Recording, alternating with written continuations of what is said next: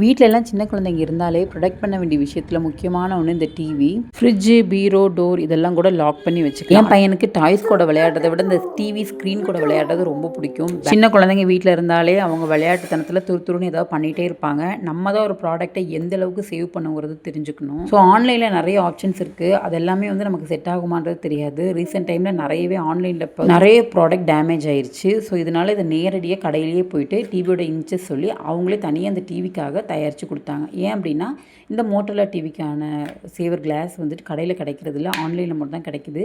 So தனியாக இதுக்காக சொல்லி வாங்கியாச்சு. அவங்களும் கரெக்ட் டைமில் வந்து ஃபிக்ஸ் பண்ணி கொடுத்துட்டாங்க. கூடவே இதை எப்படி க்ளீன் பண்ணி ப்ரொடெக்ட் பண்ணி வச்சுக்கணுன்றதையும் சொல்லிட்டாங்க. வீக்லி ஒன்ஸ் டிவி தனியாக, ஸ்க்ரீன் தனியாக நம்ம கழட்டி க்ளீன் பண்ணி திரும்பவும் அந்த வெல்க்ரோ வச்சு நம்ம க்ளோஸ் பண்ணிக்கணும்.